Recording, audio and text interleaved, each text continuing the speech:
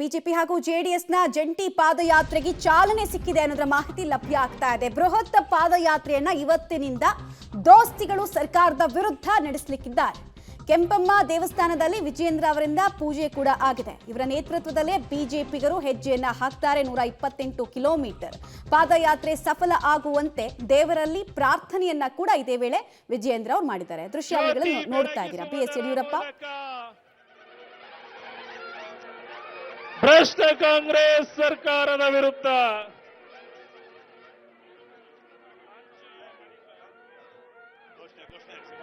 बोलो भारत माता की।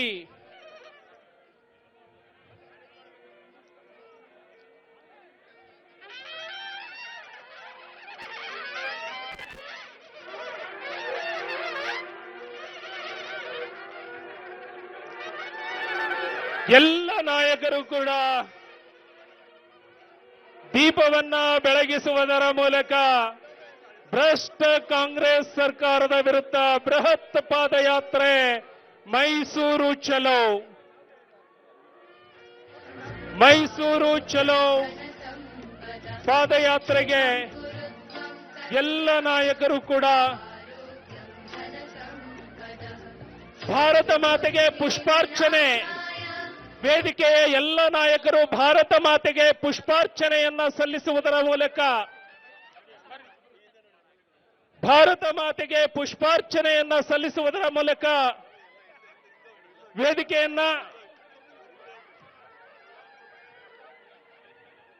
ವೇದಿಕೆಯನ್ನ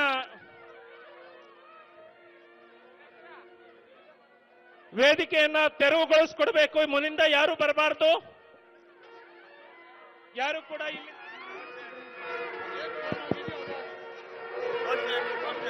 ಬೋಲೋ ಭಾರತ್ ಮಾತಾ ಕಿ ಮಾಡ್ತಾ ಇದ್ದೇವೆ. ನಗಾರಿ ಬಾರಿಸ್ತೀರಾ?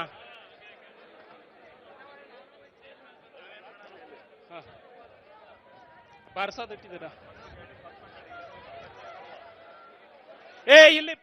ಇಲ್ಲಿ ಯಾರು ಕೂರಬಾರ್ದು. ದಯವಿಟ್ಟು ಇದು ಪಾದಯಾತ್ರೆ ಸಾಗುವ ಜಾಗ, ತೆರಳಬೇಕು. ಬಿಜೆಪಿ ಹಾಗೂ ಜೆಡಿಎಸ್ ನಾಯಕರು ದೀಪ ಬೆಳಗೋದ್ರ ಮೂಲಕ ಅಧಿಕೃತವಾಗಿ ಪಾದಯಾತ್ರೆಗೆ ಚಾಲನೆ ಕೊಟ್ಟಿದ್ದಾರೆ. ಇನ್ನೂ ಕೆಲ ಕಾರ್ಯಕ್ರಮಗಳು ಅಲ್ಲಿ ನಡೆಯುತ್ತೆ. ಅದಾದ ನಂತರ ನೇರವಾಗಿ ಪಾದಯಾತ್ರೆಯಲ್ಲಿ ಪಾಲ್ಗೊಳ್ತಾರೆ. ಬಿಜೆಪಿಯ ಪ್ರಮುಖ ನಾಯಕರು ವಿಜಯೇಂದ್ರ, ಬಿಎಸ್ ಯಡಿಯೂರಪ್ಪ, ಆರ್ ಅಶೋಕ್ ಆದಿಯಾಗಿ ಎಲ್ಲರನ್ನ ನೀವು ಗಮನಿಸ್ತಾ ಇದ್ದಾರೆ. ಅಶ್ವಥ್ ನಾರಾಯಣ್ ಇದ್ದಾರೆ, ಅಲ್ಲಿ ಪ್ರಹ್ಲಾದ್ ಜೋಶಿ ಇದ್ದಾರೆ, ನಿಖಿಲ್ ಕುಮಾರಸ್ವಾಮಿ ಒಂದ್ ಕಡೆಗೆ, ಇನ್ನೊಂದು ಕಡೆಗೆ ಕುಮಾರಸ್ವಾಮಿ, ಜೆಡಿಎಸ್ನ ಪ್ರಮುಖ ನಾಯಕರು ಕೂಡ ಇದ್ದಾರೆ. ಸೊ ಈಗಾಗಲೇ ಸಾವಿರಾರು ಸಂಖ್ಯೆಯಲ್ಲಿ ಪಾದಯಾತ್ರೆಯಲ್ಲಿ ಪಾಲ್ಗೊಳ್ಳಬೇಕು ಅಂತ ಬಿಜೆಪಿ ಹಾಗೂ ಜೆಡಿಎಸ್ನ ಕಾರ್ಯಕರ್ತರ ಸಂಖ್ಯೆ ಕೂಡ ಅಲ್ಲಿ ವೃದ್ಧಿಸ್ತಾ ಇದೆ. ಪಾದಯಾತ್ರೆಗೆ ಚಾಲನೆ ಸಿಕ್ಕ ಬಳಿಕ ಬಿಜೆಪಿಯ ಹೋರಾಟ, ಜೆಡಿಎಸ್ನ ಹೋರಾಟ ಸರ್ಕಾರದ ವಿರುದ್ಧ ಇನ್ನಷ್ಟು ತೀವ್ರಗೊಳ್ಳಲಿದೆ.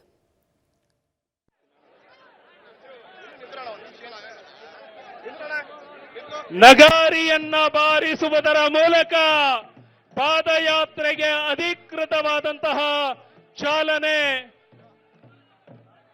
ಭ್ರಷ್ಟ ಕಾಂಗ್ರೆಸ್ ಸರ್ಕಾರ ತೊಲಗಲಿ, ಜನತೆಗೆ ಸಂತೃಪ್ತಿಯ ಜೀವನ ದೊರಕಲಿ. ಎಲ್ಲರೂ ಕೂಡ ಘೋಷಣೆಯನ್ನ ಹಾಕಬೇಕು. ಭಾರತ್ ಮಾತಾ ಕಿ, ಭಾರತ್ ಮಾತಾ ಕಿ, ಭಾರತ್ ಮಾತಾ ಕಿ. ತೊಲಗಲಿ ತೊಲಗಲಿ ಕಾಂಗ್ರೆಸ್, ತೊಲಗಲಿ ತೊಲಗಲಿ ತೊಲಗಲಿ. ಧಿಕ್ಕಾರ ಧಿಕ್ಕಾರ. ವೇದಿಕೆಯನ್ನ ತೆರವುಗೊಳಿಸಿಕೊಡಬೇಕು ದಯವಿಟ್ಟು. ಬಿಜೆಪಿ ಹಾಗೂ ಜೆಡಿಎಸ್ ಜಂಟಿಯಾಗಿ ಬೆಂಗಳೂರಿನಿಂದ ಮುಖ್ಯಮಂತ್ರಿ ಸಿದ್ದರಾಮಯ್ಯ ಅವರ ತವರು ಜಿಲ್ಲೆ ಮೈಸೂರಿಗೆ ಹಮ್ಮಿಕೊಂಡಿರುವ ಮೈಸೂರು ಚಲೋ ಪಾದಯಾತ್ರೆಗೆ ಚಾಲನೆ ಸಿಕ್ಕಂತಹ ಸಂದರ್ಭದ ದೃಶ್ಯಾವಳಿಗಳನ್ನು ನೋಡ್ತಾ ಇದ್ದೀರಾ. ಇತ್ತೀಚಿನ ದಿನಗಳಲ್ಲಿ ಜಂಟಿಯಾಗಿ ಎರಡು ಪಕ್ಷಗಳು ನಡೆಸ್ತಾ ಇರುವಂತಹ ಜಂಟಿ ಹೋರಾಟ ಇದು. ಸೊ ಹಲವು ಮೊದಲುಗಳಿಗೂ ಕೂಡ ಇದು ಸಾಕ್ಷಿ ಆಗ್ತಾ ಇದೆ. 128 ಕಿಲೋಮೀಟರ್ ಸರ್ಕಾರದ ವಿರುದ್ಧ ವಾಗ್ದಾಳಿ ಕೂಡ ತೀವ್ರಗೊಳ್ಳುತ್ತೆ ಅನ್ನುವಂತಹ ಸಂಕೇತ ಈಗಾಗಲೇ ಸಿಕ್ಕಿದೆ. ಬಿಕಾಸ್ ಬಿಜೆಪಿ ಹಾಗೂ ಜೆಡಿಎಸ್ ನಾಯಕರು ಮುಗಿ ಬೀಳ್ತಾ ಇದ್ದಾರೆ ಸಿದ್ದರಾಮಯ್ಯ ವಿರುದ್ಧ ಹಾಗೂ ಅವರ ರಾಜೀನಾಮೆಗೆ ಆಗ್ರಹಿಸ್ತಾ ಇದ್ದಾರೆ. ಸಾವಿರಾರು ಸಂಖ್ಯೆಯಲ್ಲಿ ಕಾರ್ಯಕರ್ತರ ಉಪಸ್ಥಿತಿ ಇರೋದನ್ನ ಕೂಡ ನೀವು ಗಮನಿಸ್ತಾ ಇದ್ದೀರಾ. ಇವತ್ತು ಡೇ 1 16 ಕಿಲೋಮೀಟರ್ಗಳ ಪಾದಯಾತ್ರೆ ನಡೆಯುತ್ತೆ. ಕೆಂಗೇರಿಯಲ್ಲಿ ಚಾಲನೆ, ಬಿಡದಿಯಲ್ಲಿ ವಾಸ್ತವ್ಯವನ್ನ ನಾಯಕರುಗಳು ಮಾಡಲಿದ್ದಾರೆ. ಪ್ರಜಾ ನ್ಯಾಯಾಲಯದಲ್ಲಿ ನ್ಯಾಯಕ್ಕಾಗಿ ನಮ್ಮ ಹೋರಾಟ. ಪ್ರಜಾ ನ್ಯಾಯಾಲಯದ ಮುಂದೆ ನಾವು ಹೋಗ್ತಾ ಇದ್ದೀವಿ. ಮೂಡ ಹಗರಣ ಸೇರಿದಂತೆ ಹಲವು ಹಗರಣಗಳನ್ನ ಪ್ರಜಾ ನ್ಯಾಯಾಲಯದಲ್ಲಿ ಜನರ ಮುಂದೆ ಎತ್ತಿಡ್ತಾ ಇದ್ದೀವಿ ಪಾದಯಾತ್ರೆ ಮೂಲಕ ಅನ್ನೋದನ್ನ ಇವತ್ತು ಹೇಳೋದಕ್ಕೆ ಹೊರಟಿದ್ದಾರೆ. ಆ ಸಂದರ್ಭಕ್ಕೂ ಮುಂಚೆ ದೀಪ ಬೆಳಗೋ ಸಂದರ್ಭದಲ್ಲೂ ಕೂಡ ಬಿಜೆಪಿ ಜೆಡಿಎಸ್ನ ನಾಯಕರುಗಳು ಜಂಟಿಯಾಗಿ ಅವರ ಪಕ್ಷದ ಶಾಲುಗಳನ್ನು ಹಾಕೊಂಡು ಹೋರಾಟದಲ್ಲಿ ನಮ್ಮಿಬ್ಬರ ಒಗ್ಗಟ್ಟು ಜಾಸ್ತಿನೇ ಇರುತ್ತೆ ಅನ್ನೋದನ್ನ ಮೆಸೇಜ್ ಕೊಡ್ತಾ ಇದ್ದಾರೆ. ಮತ್ತು ಹಳೆ ಮೈಸೂರು ಭಾಗ ಆಗಿರೋದ್ರಿಂದ ಜೆಡಿಎಸ್ನವರು ಪೂರ್ಣ ಪ್ರಮಾಣದಲ್ಲಿ ಕಾರ್ಯಕರ್ತರ ಭಾಗವಹಿಸುವಿಕೆ ಆದರೆ ಮಾತ್ರ ಬಿಜೆಪಿಗೆ ಇದರಲ್ಲಿ ಲಾಭ ಆಗುತ್ತೆ. ಸೊ ಹೇಗಾಗುತ್ತೆ ಅದು? ಡೇ 1 ಇಂದ 7 ದಿನಗಳ ತನಕ ಕೂಡ ಕಾರ್ಯಕರ್ತರ ನಡುವೆ ಸಮನ್ವಯತೆ ಹೇಗಿರುತ್ತೆ? ಬಿಜೆಪಿ ಹಾಗೂ ಜೆಡಿಎಸ್ನ ಹೋರಾಟದ ತೀವ್ರತೆ ಸರ್ಕಾರಕ್ಕೆ ಎಷ್ಟರ ಮಟ್ಟಿಗೆ ತಟ್ಟುತ್ತೆ ಅನ್ನೋದು ಕೂಡ ಗಮನಿಸಬೇಕಾಗತ್ತೆ. ಭಾರತ ಮಾತೆಗೆ ಪುಷ್ಪಾರ್ಚನೆಯನ್ನ ಕೂಡ ಸದ್ಯಕ್ಕೆ ಮಾಡ್ತಾ ಇದ್ದಾರೆ BS ಯಡಿಯೂರಪ್ಪ ಆದಿಯಾಗಿ ಜೆಡಿಎಸ್ ನಾಯಕರುಗಳು ಕೂಡ. ಮೊದಲ ಬಾರಿ ಸಿದ್ದರಾಮಯ್ಯ ವಿರುದ್ಧ ಅವರ ರಾಜಕೀಯ ಇತಿಹಾಸದಲ್ಲೇ ಕೇಳಿಬಂದಿರುವಂತಹ ಆರೋಪ. ಪೂಜನ ಸಲ್ಲಿಸಿ ತಾಯಿ ಚಾಮುಂಡೇಶ್ವರಿ ಸನ್ನಿಧಿಯಲ್ಲಿ ಪೂಜನ ಸಲ್ಲಿಸಿ ನಮ್ಮ ಹೋರಾಟಕ್ಕೆ ಬಡವರಿಗೆ ಪರಿಶಿಷ್ಟ ಜಾತಿ ಪರಿಶಿಷ್ಟ ಪಂಗಡದವರಿಗೆ ನ್ಯಾಯ ಸಿಗಬೇಕು ನಮ್ಮ ಹೋರಾಟದ ಪ್ರತಿಫಲವಾಗಿ ಇವತ್ತು ರೈತರು ಸಂಕಷ್ಟದಲ್ಲಿದ್ದಾರೆ. ಅವರು ಕೂಡ ಮುಂದಿನ ದಿನಗಳಲ್ಲಿ ಸಮೃದ್ಧಿಯಾಗಿರ್ತಕ್ಕಂಥ ಜೀವನವನ್ನು ಸಾಗಿಸಬೇಕು. ಅವರ ಒಂದು ಜೀವನ ಕೂಡ ಸರಿಯಾದಂಥ ಬೆಳೆಯಾಗಿ ಅವರು ಉತ್ತಮ ದಿನಗಳನ್ನು ಕೂಡ ಕಾಣಬೇಕು. ಈ ನಾಡಿನ ರೈತರು ಪ್ರಾರ್ಥನೆ ಮಾಡಿ ಹೊರಟಿದ್ದೇವೆ. ಬಿಜೆಪಿ JDS ಈ ಒಂದು ಪಾದಯಾತ್ರೆ ಜನಾಂದೋಲನ ನಮಗೆ ಖಂಡಿತವಾಗಿ ಯಶಸ್ಸು ಸಿಗ್ತದೆ ಅನ್ನೋ ವಿಶ್ವಾಸ ನಮ್ಗೆ ಸಂಪೂರ್ಣ ಆಗಿದೆ. ಸಂಸದರಾದ ಕುಮಾರಸ್ವಾಮಿ ಅವರ ಜೊತೆ ಇದ್ದಾರೆ. ಸರ್, ಪಾದಯಾತ್ರೆ ಶುರು ಮಾಡ್ತಿದ್ದೀರಾ? ಇಲ್ಲ, ಇವತ್ತಿನ ಪಾದಯಾತ್ರೆ ಈಗಾಗಲೇ ಇದರ ವಿಷಯಗಳ ಬಗ್ಗೆ ಚರ್ಚೆ ಸಾಕಷ್ಟೇನಾಗಿದೆ. ಈ ಸರ್ಕಾರ ಬಂದ ನಂತರ ಬರೀ ಮೂಢಾಗರಣ ಅಲ್ಲ, ಎಲ್ಲ ರೀತಿಯ ಅಧಿಕಾರವನ್ನು ದುರ್ಬಳಕೆ ಮಾಡಿ ಜನತೆಗೆ ತಲುಪಬೇಕಾದಂಥ ಕಾರ್ಯಕ್ರಮಗಳಲ್ಲೂ ಸಹ ಹಣ ಲೂಟಿ ಮಾಡ್ತಕ್ಕಂಥದ್ದೇನಿದೆ, ಇದರ ವಿರುದ್ಧ ಜನತೆಯನ್ನು ಜಾಗೃತಿಗೊಳಿಸ್ತಕ್ಕಂಥದ್ದಕ್ಕೆ ಇವತ್ತು ಈ ಒಂದು BJP ಮತ್ತು JDSನ ಒಟ್ಟಾರೆ ಒಂದು ಪಾದಯಾತ್ರೆಗೆ ಪ್ರಾರಂಭ ಮಾಡಿದ್ದೇವೆ. ಕುಮಾರಸ್ವಾಮಿ ಅವರನ್ನ ಒತ್ತಡಗೊಳಪಡಿಸುವಂತ ಕೆಲಸ ಎಲ್ಲ ಒಟ್ಟಾಗಿ ಸೇರಿ ಮಾಡ್ತೀವಿ. ನಾನು ಕಾಂಗ್ರೆಸ್ನ ನಾಯಕರುಗಳು, ಪಕ್ಷದ ಕಾರ್ಯಕರ್ತರಿಗೂ, ನೀವೇನು ಈ ಒಂದು ಸರ್ಕಾರ ಬರಬೇಕು ಅಂತ ನಿಮ್ಮ ಪಕ್ಷದ ಬಯಸಿದ್ದೀರಿ, ನಿಮ್ಮನ್ನು ಸಹ ನೀವು ನಿಮ್ಮ ದುಡಿಮೆಯನ್ನು ದುರುಪಯೋಗಪಡಿಸ್ಕೊಂಡು ರಾಜ್ಯವನ್ನು ಏನು ಹಾಳು ಮಾಡ್ತಾ ಇದ್ದಾರೆ, ಕಾಂಗ್ರೆಸ್ ಕಾರ್ಯಕರ್ತರು ಸಹ ಇದರಲ್ಲಿ ಭಾಗವಹಿಸಿ ಈ ನಾಯಕರುಗಳ ಉದ್ದಟತನ, ಈ ನಾಯಕರ ಭ್ರಷ್ಟಾಚಾರದ ವಿರುದ್ಧ ಹೋರಾಟಕ್ಕೆ ಅವರು ಧುಮುಕಬೇಕು ಅಂತ ಮನವಿ ಮಾಡ್ತಾರೆ. ಮತ್ತೊಂದು ಯಾದಗಿರಿ ಇವತ್ತೊಬ್ರು PSI ಅವರು ಮರಣ ಹೊಂದಿರೋದು ವರ್ಗಾವಣೆ ದಂಧೆ ವಿಚಾರ. ಸರ್, ವರ್ಗಾವಣೆ ದಂಧೆ ಸರ್ಕಾರ ಬಂದಿನಿಂದ ಪ್ರಾರಂಭ ಆಗಿದೆ. ಇದಿಷ್ಟು ಸಂಸದರಾಗಿರುವಂತಹ ಕುಮಾರಸ್ವಾಮಿ ಅವರ ಮಾತು. ಯಾವ ಸಿದ್ದರಾಮಯ್ಯ ಸರ್ಕಾರದ ಭ್ರಷ್ಟಾಚಾರದ ವಿರುದ್ಧ ಒಂದು ಐತಿಹಾಸಿಕ ಒಂದು ಪಾದಯಾತ್ರೆಯನ್ನು ಮೈಸೂರುವರೆಗೆ, ಬೆಂಗಳೂರಿಂದ ಮೈಸೂರುವರೆಗೂ ಹಮ್ಮಿಕೊಂಡಿದ್ದೇವೆ. ಪ್ರತಿಯೊಂದು ಕಡೆ ಒಂದು 8-10 ಸಾವಿರ ಜನ ಪ್ರತಿ ಕ್ಷೇತ್ರದಲ್ಲಿ ಸೇರ್ತಾರೆ. ಬಹುಶಃ ಸಿದ್ದರಾಮಯ್ಯನವರ ಇದು ಕೊನೆಯ ಒಂದು ಅವಕಾಶ. ಅವರೇ ನೈತಿಕ ಹೊಣೆ ಹೊತ್ತು ರಾಜೀನಾಮೆ ಕೊಟ್ಟರೆ ಅವ್ರಿಗೂ ಗೌರವ ಬರುತ್ತೆ, ಪಕ್ಷಕ್ಕೂ ಗೌರವ ಬರುತ್ತೆ. ಇಲ್ಲ ಅಂದರೆ ಸಹಜವಾಗಿಯೇ ರಾಜ್ಯಪಾಲರು ಅವ್ರ ಮೇಲೆ ಕ್ರಮ ತಗೊಳ್ಳೋದು ಅನಿವಾರ್ಯ ಆಗ್ಬೋದು. ಅದು ಅವಕಾಶ ಕೊಡದೇ ಅವರೇ ರಾಜೀನಾಮೆ ಕೊಡುವಂಥದ್ದು ಒಳ್ಳೆಯದು ಅಂತೇಳಿ ಒಂದು ಸಲಹೆಯನ್ನು ನಾನು ಕೊಡ್ತೇನೆ. ಇದರ ಮೇಲೆ ಕಚೇರಿ ದುರ್ಬಳಕೆ ಆಗ್ತಾ ಇದೆ ಅಂತ ಆರೋಪವನ್ನು ಮಾಡ್ತಾರೆ. ಆ ರೀತಿ ಆರೋಪಗಳು ವಾಸ್ತವಿಕ ಸತ್ಯ ಸಂಗತಿ ಏನು ಅಂತ ಇಡೀ ದೇಶದ ಜನಕ್ಕೆ, ಜನತೆಗೆ ಗೊತ್ತಿದೆ. ಈ ರೀತಿ ಆರೋಪ ಮಾಡೋದ್ರಿಂದ ಅವರ ಆರೋಪದಿಂದ ಮುಕ್ತರಾಗೋಕ್ಕಾಗೋದಿಲ್ಲ. ಸೊ ಆದ್ದರಿಂದ ವಾಸ್ತವಿಕ ಸ್ಥಿತಿ ಏನಂತ ಜಗತ್ತಿಗೆ ಗೊತ್ತಿರೋದ್ರಿಂದ ಈ ರೀತಿಯ ಮಾತುಗಳಿಂದ ಅವರು ಬಚಾವಾಗೋಕ್ಕೆ ಸಾಧ್ಯ ಆಗೋದಿಲ್ಲ ಅನ್ನೋದು ನನ್ನ ಮನವಿ. ರಾಜ್ಯದಲ್ಲಿ ಕಾಂಗ್ರೆಸ್ನ ಸರ್ಕಾರ ಆಡಳಿತಕ್ಕೆ ಬಂದು ಕೇವಲ 15-16 ತಿಂಗಳುಗಳಾಗಿದೆ.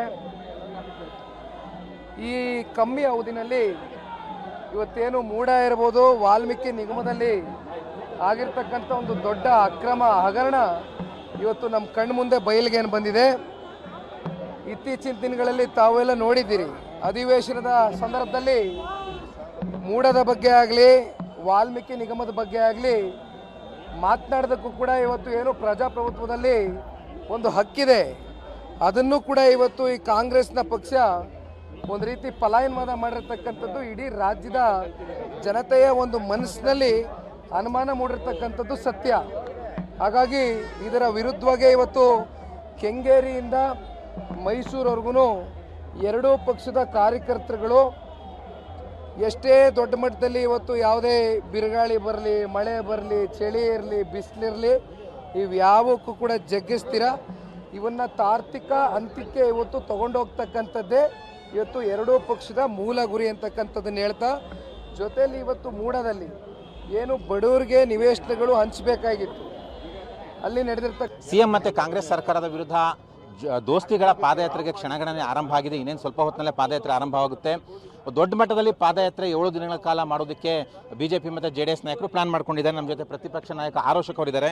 ಮೊದಲ ದಿನ ಪಾದಯಾತ್ರೆ ಇದು. ಇವತ್ತು ಮೊದಲ ದಿನ ಸರ್ಕಾರಕ್ಕೆ ಯಾವ ರೀತಿ ಬಿಸಿ ಮುಟ್ಟಿಸೋಕ್ಕೆ ಪ್ಲಾನ್ ಮಾಡ್ಕೊಂಡಿದ್ದೀರಾ ಸರ್? ಮೂಢ ಹಗರಣದಲ್ಲಿ ಯಾರು ಈ ಸಂವಿಧಾನವನ್ನು ರಕ್ಷಣೆ ಮಾಡಬೇಕಾಯಿತು ಆ ವ್ಯಕ್ತಿನೇ 14 ಸೈಟು ಮನೆ ಕಟ್ಟಕ್ಕೆ 1 ಸೈಟ್ ಸಾಕಪ್ಪ ಅವ್ರಿಗೆ. ಈಗಾಗಲೇ 2 ಮನೆ ಇದೆ ಅವ್ರಿಗೆ, ಇನ್ನೊಂದು ಸೈಟ್ ಅವಶ್ಯಕತೆ ಇತ್ತ? 14 ಸೈಟು, 86,000 ಜನ ಕಾಯ್ತಾ ಇದ್ದಾರೆ ಸೈಟ್ಗೋಸ್ಕರ. ಅವ್ರಿಗೆ ಸೈಟ್ ಇಲ್ಲ. ಇವ್ರಿಗೆ 14 ಪಟಾಪಟ್, ರಾಹುಲ್ ಗಾಂಧಿ ಹೇಳಿದ್ರಲ್ಲ ಪಟಾಪಟ್ ಅಂತೇಳಿ ಇವ್ರಿಗೆ 14 ಸೈಟ್ ಕೊಟ್ಟವ್ರೆ. ಇವ್ರು ತಗೊಂಡ್ರು ಅಂತ ಹೇಳಿಬಿಟ್ಟು ಟಕ್ ಅಂತ ಅವ್ರ ಹಿಂಬಾಲಕರೆಲ್ಲ ಅವರೊಂದು 300 ಸೈಟ್ ತೊಗೊಂಡಿದ್ದಾರೆ. ಇವ್ರು 14, ಅವ್ರ ಹಿಂಬಾಲಕರೆಲ್ಲ 300 ಸೈಟ್ ತೊಗೊಂಡಿದ್ದಾರೆ. ಒಟ್ಟು ಅವರ ಪಾರ್ಟಿಯ ಅಲ್ಲಿನ ಚೇರ್ಮನ್, ಮೂಡಾ ಚೇರ್ಮನ್ ಯಾರಿದ್ರು ಅವರೇ ಪತ್ರ ಬರೆದಿದ್ದಾರೆ ಸರ್ಕಾರಕ್ಕೆ. 3,000-4,000 ಕೋಟಿ ಈ 50-50 ಸ್ಕೀಮಲ್ಲಿ ಲೂಟಿ ಆಗಿದೆ. ಅದೇ ಸ್ಕೀಮಲ್ಲಿ ಸಿದ್ದರಾಮಯ್ಯನವರು ಇದ್ದಾರೆ, ಅವ್ರದೇ ಪಾರ್ಟಿ ಹೇಳಿದೆ.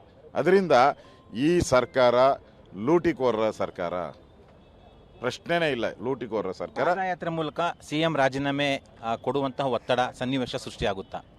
ಸೃಷ್ಟಿ ಆಗ್ತೈತಲ್ಲ, ಸೃಷ್ಟಿ ಆಗ್ಬಿಟ್ಟಿದೆ. ಅವಾಗೆ ಅವರ ಮಕ ನೋಡಿದ್ರೆ ಗೊತ್ತಾಗ್ತೈತೆ. ಅವಾಗೆ ಅವ್ರು ರಾಜೀನಾಮೆ ಕೊಡೋ ಸ್ಟೇಜಿಗೆ ಬಂದ್ಬಿಟ್ಟಿದ್ದಾರೆ.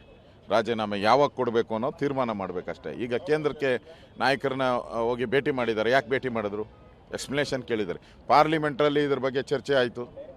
ಪಾರ್ಲಿಮೆಂಟಲ್ಲಿ ಚರ್ಚೆ ಆಗಿದೆ. ನಿರ್ಮಲಾ ಸೀತಾರಾಮನ್ ಅವರು ಚರ್ಚೆ ಮಾಡಿದ್ದಾರೆ, ನಮ್ಮೆಲ್ಲ MP ಗಳು ಚರ್ಚೆ. ಅಂದರೆ ಇದು ಕರ್ನಾಟಕ ಬಿಟ್ಟು ಡೆಲ್ಲಿನ ರೀಚ್ ಔಟಿದೆ.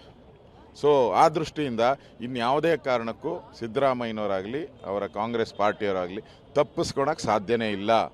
ಉಪ್ಪು ತಿಂದವರು ನೀರು ಕುಡಿಲೇಬೇಕು, ಅದನ್ನು ಕುಡಿಸ್ತಾರೆ. ನಿಮಗೆ ಕೌಂಟರ್ ಆಗಿ ಜನಾಂದೋಲನ ಸಮಾವೇಶವನ್ನು ಕಾಂಗ್ರೆಸ್ ನಿನ್ನೆಯಿಂದಲೇ ಆರಂಭ ಆಗಿದೆ ಸರ್. ಇದು ಒಂದು ಕೌಂಟರ್ ಅಂತ ಅಂದ್ಕೊಳ್ತೀರಾ ನೀವು? ನೋಡ್ರಿ, ಜನ ನಿಮ್ಮನ್ನು ವಿರೋಧ ಪಕ್ಷವಾಗಿ ಕೂತಿದ್ರು, ನಾವು ಆಡಳಿತ ಪಕ್ಷದಲ್ಲಿದ್ರಿ. ಅವಾಗೇನು ಮಣ್ಣು ತಿಂತಾ ಇದ್ರಾ? ಅವತ್ತು ಹೇಳ್ಬೇಕಾಯ್ತು, ನೀವು ಇಷ್ಟು ಹಗರಣ ಮಾಡಿದ್ದೀರಾ ಅಂತ ಹೇಳ್ಬೇಕು. ಇವತ್ತು ನಾವು ಹೆಂಗೆ ಹೇಳ್ತಾ ಇದ್ದೀರಿ, ನಾವು ಹೆಂಗೆ ಬೀದಿಯಲ್ಲಿ ಬಂದು ನಿಂತಿದ್ರಿ, ಅವಾಗ ಹೇಳ್ಬೇಕಾಯ್ತು. ಅವಾಗ ಯಾಕೆ ಹೇಳಲಿಲ್ಲ ನೀವು? ಅವಾಗ ಬಾಯಿ ಮುಚ್ಕೊಂಡು ಸುಮ್ಮನೆ ಇದ್ಬಿಟ್ಟು ಯಾರು ಮುಚ್ಚಿಸ್ತರು ನಿಮ್ಮನ್ನು ಬಾಯಿನ? ಯಾರನ್ನ ದುಡ್ಡು ಕೊಟ್ರಾ ಮುಚ್ಚಿಸೋಕ್ಕೆ ನಿಮಗೆ? ಅವಾಗ ಹೇಳ್ದಿರಾ ಟ್ರೈನ್ ಹೋದ್ಮೇಲೆ ಟಿಕೆಟ್ ತಗೊಂಡ್ರೆ ಜನ ನಂಬ್ತಾರ? ಜನ ಕೇಳ್ತಾ ಇದ್ದಾರೆ, ಅಪ್ಪ ಮೂಡಾದಲ್ಲಿ ನಿನ್ಗೆ ಯಾಕಪ್ಪ 14 ಸೈಟು? 1 ಸೈಟ್ ತಗೊಂಡು ನೀನು ಮನೆ ಕಟ್ಕೋ, ಇನ್ನು 13 ಸೈಟ್ ಬೇರೆ ಬಡವ್ರು ಕೂಡ ಅವರನ್ನ ಮನೆ ಕಟ್ಕೊಂತಾರೆ. ನಿನಗೆ ಯಾಕಪ್ಪ 14 ಸೈಟು? ಅದು ದಲಿತರ ಜಮೀನು ತಗೊಂಡು ಅದರಲ್ಲಿ ಹೊಡೆದಿದ್ದೀರಲ್ಲ. ನಿನ್ನ ಹೆಸರಲ್ಲಿ 300ಕ್ಕೂ ಹೆಚ್ಚು ಜನ ಈಗ 50-50 ಸ್ಕೀಮಲ್ಲಿ ಮೂಡಾದಲ್ಲಿ ದುಡ್ಡು ಹೊಡೆದಿದ್ದೀರಾ. 3-4 ಸಾವಿರ ಕೋಟಿ ಅಲ್ಲಿ. ನಮ್ಮ ಜೊತೆ ಬಿಜೆಪಿ ಶಾಸಕ ಸುನೀಲ್ ಕುಮಾರ್ ಅವರಿದ್ದಾರೆ. ಮೊದಲಿಗೆ ಸರ್, ಪಾದಯಾತ್ರೆ ಇವತ್ತಿನ ಸಿದ್ಧತೆ ಏನು? ಇವತ್ತು ಯಾವ ರೀತಿ ಸರ್ಕಾರಕ್ಕೆ ಬಿಸಿ ಮುಟ್ಟಿಸ್ತೀರಾ ಅಂತ?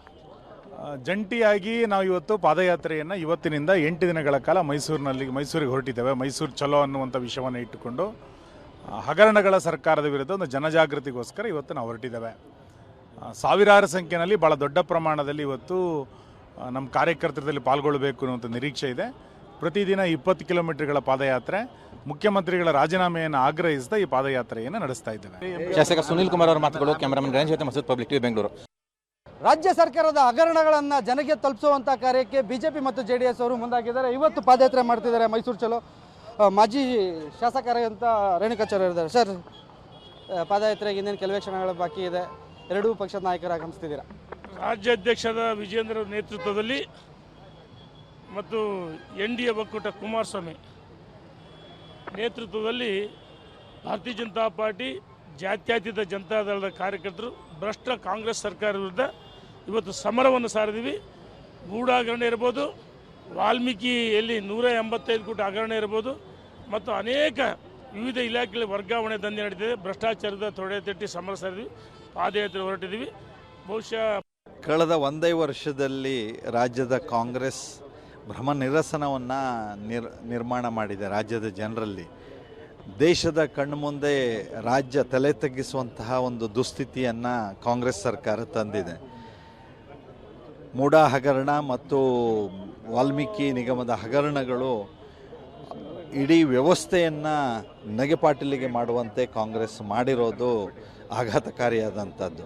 ಈ ರೀತಿ ಭ್ರಷ್ಟ ಸರ್ಕಾರದ ವಿರುದ್ಧ, ಜನವಿರೋಧಿ ಸರ್ಕಾರದ ವಿರುದ್ಧ, ಅಭಿವೃದ್ಧಿಗೆ ಆದ್ಯತೆಯೇ ಇಲ್ಲದೆ ಇರುವಂತಹ ಈ ಸರ್ಕಾರದ ವಿರುದ್ಧ ಪಾದಯಾತ್ರೆಯನ್ನು ನಾವೆಲ್ಲ ಮಾಡ್ತಾ ಇದ್ದೇವೆ. ಪಾದಯಾತ್ರೆಯ ಮೂಲಕ ಜನಾಭಿಪ್ರಾಯವನ್ನು ರೂಪಿಸಿ ಸಹಜವಾಗಿ ಅದರ ಪರಿಣಾಮ ಸರ್ಕಾರಕ್ಕೆ ಆಗೇ ಆಗುತ್ತೆ. ಪ್ರಜಾಪ್ರಭುತ್ವ ಇದು. ಸಿಎಂ ಸಿದ್ದು ಪದತ್ಯಾಗಕ್ಕೆ ಆಗ್ರಹಿಸಿ ಜಂಟಿ ಹೋರಾಟವನ್ನು ನಡೆಸ್ತಾ ಇರುವಂತಹ ಬಿಜೆಪಿ ಹಾಗೂ ಜೆಡಿಎಸ್ ನಾಯಕರ ರಿಯಾಕ್ಷನ್ ಅನ್ನು ಗಮನಿಸ್ತಾ ಇದ್ರೆ ಈ ಹೋರಾಟವನ್ನು ತಾರ್ಕಿಕ ಅಂತ್ಯ ತಲುಪೋ ತನಕ ನಮ್ಮ ಸಮರ ನಿಲ್ಲೋದಿಲ್ಲ ಅಂತ ಹೇಳ್ತಾ ಇದ್ರು. ನಗಾರಿಯನ್ನ ಬಾರಿಸೋ ಮೂಲಕ ಸಾಂಕೇತಿಕವಾಗಿ ಹೇಳೋ ಪ್ರಯತ್ನವನ್ನ ಸರ್ಕಾರಕ್ಕೆ ಮಾಡ್ತಾ ಇದ್ದಾರೆ. ನಿಮ್ಮ ಭ್ರಷ್ಟಾಚಾರದ ವಿರುದ್ಧ ನಮ್ಮ ಹೋರಾಟ ಅಂತ ಹೇಳಿ. ಸೊ ಇವತ್ತು ಡೇ 1 16 ಕಿಲೋಮೀಟರ್ ತನಕ ಈ ಪಾದಯಾತ್ರೆ ಸಾಗುತ್ತೆ.